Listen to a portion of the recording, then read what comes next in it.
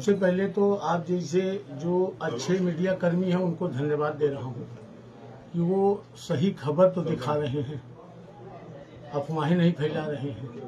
घटना बिल्कुल निंदनीय है, गोली बिल्कुल नहीं चलनी चाहिए, इसकी पूरी जांच होनी चाहिए। यज्ञ कर रहा हूं और मैं अगर ब्राह्मणों का शुभचिंतक नहीं हो सका तो धरती पर ढूंढना पड़ेगा, ये भी लिख लीजिए आप। कुरुक्षेत्र के केशव पार्क में बीते दिन महायज्ञ में फायर के कारण घायल हुए ब्राह्मण आशीष तिवारी को न्याय दिलाने की मांग को लेकर आज कुरुक्षेत्र में ब्राह्मण समाज द्वारा हरियाणा ब्राह्मण धर्मशाला एवं छात्रावास में एक प्रेस वार्ता का आयोजन किया गया था। इस प्रेस वार्ता में ब्राह्मण समाज ने इस मामले में 3 मुख्य मांगे रखी थी। समाज के लोगों ने जो मुख्य 3 मांगे रखी थी उनमें पहली मांग के रूप में स्वामी हरिओम के घायल आशीष से मिलने अस्पताल आने, दूसरे उसके उपचार के खर्च में सहयोग करने और तीसरे घटना के आरोपियों के विरुद्ध कड़ी कार्रवाई करने की मांग की गई थी। ऐसे में इस प्रेस वार्ता के कुछ घंटे बाद ही यज्ञ सम्राट स्वामी हरिओम घायल आशीष तिवारी का हालचाल जानने मेट्रो हॉस्पिटल पहुंचे, जहां घायल आशीष तिवारी का उपचार चल रहा है। स्वामी हरिओम ने आशीष तिवारी से मुलाकात की, उसका हालचाल जाना और उसके शीघ्र स्वस्थ होने की कामना भी की। वहीं उन्होंने घटना को लेकर मीडिया से भी बातचीत की। साथ ही प्रधान पवन शर्मा पहलवान अशोक शर्मा ने कहा कि समाज की 3 मांगों में से एक मांग पूरी हो गई है, बाकी 2 मांगे भी उन्हें उम्मीद है कि जल्द ही पूरी हो जाएंगी। आप खुद ही सुनिए अस्पताल पहुंचे यज्ञ सम्राट स्वामी हरिओम ने क्या कहा और अशोक शर्मा घायल आशीष तिवारी के भाई और ब्राह्मण नेता पवन शर्मा पहलवान ने इस घटनाक्रम के बाद क्या प्रतिक्रिया दी। देखने के लिए आप हॉस्पिटल में पहुंचे हैं जी। सबसे पहले तो आप जैसे जो अच्छे मीडिया कर्मी हैं उनको धन्यवाद दे रहा हूं कि वो सही खबर तो दिखा रहे हैं, अफवाहें नहीं फैला रहे हैं। उसको हम देखने आए, वहां कुछ ब्राह्मणों में आपस में कहा सुनी हुई, षड्यंत्र के तहत कुछ अपना चढ़ गए, वहां बातचीत हुई। बातचीत के दौरान कहीं कोई हादसा हुआ, मुझे बाद में पता चला कि कहीं गोली चली है। तो उसके बाद मैंने घूम करके सभी ब्राह्मणों को इकट्ठा करके आश्वासन दिया कि हम तुम्हारे साथ हैं, अगर कहीं कोई गलती हुई हो, कहीं कोई त्रुटि हुई हो तो उसके लिए पूर्ण रूप से मैं तुम्हारे समर्थन में हूं और उसकी पूरी जांच होगी, नीचे से लेकर ऊपर तक जांच होगी। जो भी दोषी होगा वो बख्शा नहीं जाएगा। और यहाँ 800-900 और भी ब्राह्मण हैं, अभी कम से कम 1000 के आसपास और भी ब्राह्मण। वहां केवल एक 50-60 ब्राह्मण ऐसे थे जो बच्चे थे, जिनको कुछ पता नहीं था, हल्ला मचा दिए बिना मतलब के, हल्ला मचा हो हल्ला मचा दिए और हल्ले के तहत छोटे छोटे बच्चे वो षड्यंत्र का शिकार हो गए। हमको तो पीड़ा होती है ना, हमारी यज्ञ में कोई ब्राह्मण अगर घायल होता है तो मुझे कितनी पीड़ा होगी। मैं आप अपने स्थान पर मैं आपको रख दूं, आप कोई अनुष्ठान करा रहे हैं और उसमें कोई ब्राह्मण को अगर चोट लग जाए तो आप कैसा महसूस करेंगे? कदाप नहीं सहन करेंगे। ये चीज मुझे भी नहीं सहन है। अगर मेरी अंतरात्मा में दुख ना होता तो हम रोज खबर नहीं लेते। ये आचार्य जी हमारे, अभी पता लगा कि पवन वहां है तो हमने कहा कि तुरंत चलो, अशोक जी हैं, पवन जी हैं, चलो। ये चेयरमैन आ गए, हम कहे यार पहले चलो उसको देख के आए। कल से स्थिति को कंट्रोल करते करते करते करते आज थोड़ा स्थिति ठीक नॉर्मल थी, तो मैंने कहा चलो देख के आते हैं। इन्होंने बताया कि लड़का ठीक है। और मैं आपको बताऊं कि लड़के का पूरी जिम्मेदारी से कह रहा हूं, उसका जो भी इलाज का, ट्रीटमेंट का कहीं कोई दिक्कत आती है तो सबसे पहले वो हमारे नाम पे यज्ञ करने के लिए आया था। पवन जी भी बाद में मिले, उनके भाई भी बाद में आए। सबसे पहले तो मैं हूं, मेरे नाम पे आया था ना, महाराज जी के यज्ञ में जा रहे हैं। तो कहीं कोई इस तरह की अगर घटना होती है तो सबसे पहले मेरा दायित्व बनता है कि हम उसकी देख रेख करें। तो मैं उसके निमित्त मैं यहाँ आया और जो भी जितना भी हमसे जो सहयोग है मैं सहयोग भी दूंगा और जो भी ट्रीटमेंट का व्यवस्था होगी ट्रीटमेंट भी करवाने की कोशिश करूंगा। जो ट्रीटमेंट की व्यवस्था होगी वो मैं पूछूंगा आप सबसे, अशोक जी हैं, पवन जी हैं, सबसे पूछूंगा भी मेरा उद्देश्य ये है कि ये सब घटनाएं सनातन को शोभा नहीं देती, ये दुष्प्रचारित करती हैं। यहाँ से मान लीजिए कि आज 1008 कुंडी में ये घटना हो गई, एक ब्राह्मण घायल हो गया। कौन ब्राह्मण नुकसान में जाने को तैयार होगा? कौन ब्राह्मण कुरुक्षेत्र में आने को तैयार होगा? इन घटनाओं से तो बिल्कुल भी नहीं होगा कोई, इन घटनाओं से बिल्कुल भी नहीं। बहुत समस्याएं होती हैं और ये घटनाएं उचित नहीं होती हैं। कहीं ना कहीं ये जो गोली जो चली है निंदनीय है, ये घटना बहुत ही नहीं होनी चाहिए थी। बिल्कुल घटना बिल्कुल निंदनीय है, गोली बिल्कुल नहीं चलनी चाहिए।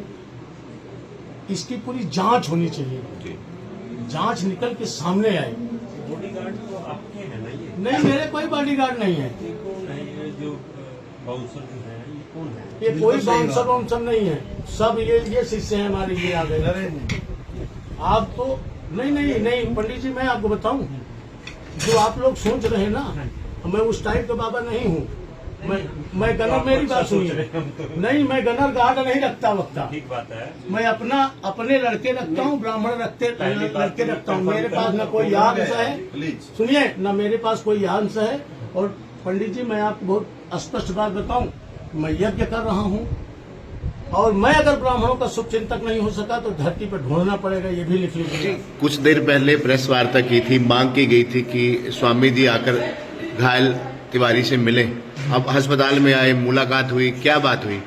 देखिए, हमारी पहली मांग यही थी, ये भाई कहते थे कि हमारे को न्याय में मुख्य हमारी 3 मांगें थी कि एक तो महाराज जी और उनके द्वारा जिस प्रकार से प्रचार था बच्चे का, उस प्रचार के लिए महाराज जी उसको आशीर्वाद देने के लिए आए और क्षमा याचना करेंगे। किसी से भी गलती हो तो उस बच्चे को आशीर्वचन देने के लिए महाराज जी आए। दूसरी हमारी मांग थी भी जो इनका अस्पताल में खर्चा हुआ, वो अस्पताल का खर्चा जिस प्रकार से पूर्व मंत्री सुभाष सुधा जी ने इनके व्यय का खर्चा जो कहा था कि कल आप मीडिया के माध्यम से स्टेटमेंट मिली, सारा मैं खुद करूंगा। आप डॉक्टर साहब से उसके लिए बात करेंगे और कहेंगे कि आप फोन कीजिए विधायक साहब को, इनका जो भी खर्चा है उसको किया जाए, उनके आने जाने का जो भी व्यवस्था है वो करवाई जाए।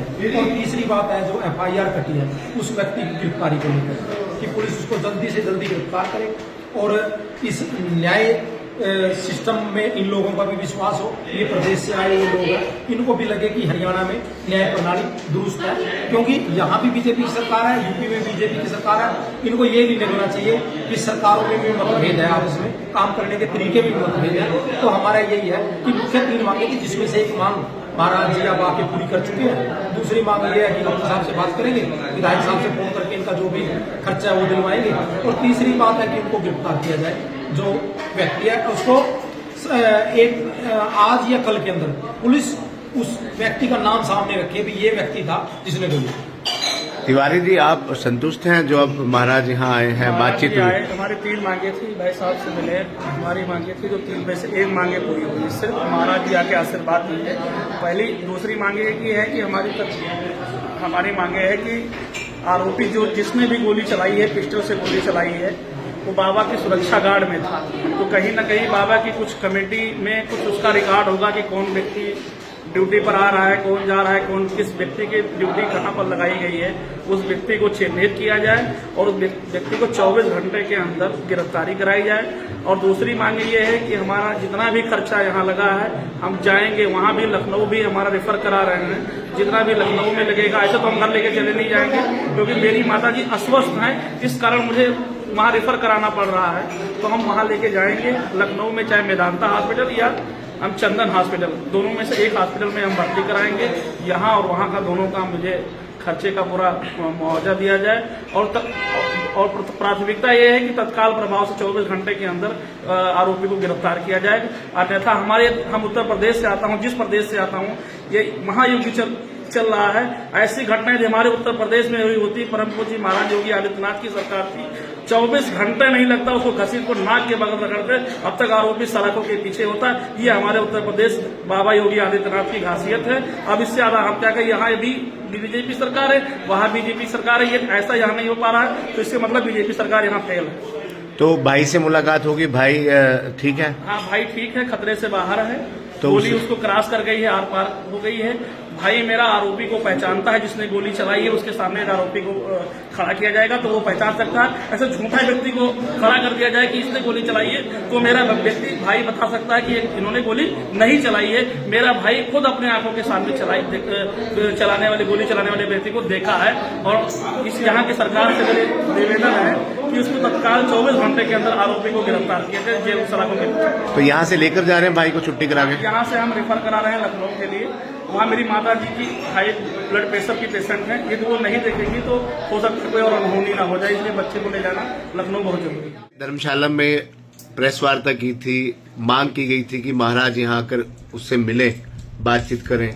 यहाँ अब अस्पताल में स्वामी हरिओम भी पहुंच गए, मुलाकात भी होगी, आप लोगों से बातचीत हुई, क्या बात हुई है? जब धर्मशाला में जिस भाई के गोली लगी है उसका भाई हमारे पास पहुंचा कि हमारे को न्याय दिलवाई जाए, तो ब्राह्मण समाज की एक मीटिंग हुई। मीटिंग में 3 मांगे रखी गई थी कि भाई एक तो जिसने गोली मारी वो तुरंत गिरफ्तार होना चाहिए, एक महाराज जी ने खुद आके उस बच्चे को आशीर्वाद देना चाहिए, क्योंकि आगे भी यज्ञ होने, आगे यज्ञ भी कराने हैं। जब इन ब्राह्मणों का मनोबल टूट जाएगा, ये कैसे करेंगे, कैसे जाएंगे? तो एक मांग, 3 मांगों में से एक मांग तो पूरी कर दी और तुरंत प्रभाव से महाराज जी यहाँ आए और बच्चे को आशीर्वाद देकर गए। अब बाकी 2 मांगे बाकी है। एक तो सुभाष सुधा जो पूर्व मंत्री है, उन्होंने कहा था कि हम इस बच्चे का सारा खर्चा देंगे, जो भी यहाँ डॉक्टर पे लगा या जो आगे लगेगा, आने जाने का खर्चा होगा, हम वो सब पैसा देंगे। एक तो वो मांग और एक जो जिसने गोली चलाई है, एक वो मांग। बस 2 मांग बाकी है, उसके बाद देखेंगे क्या करना है। धन्यवाद।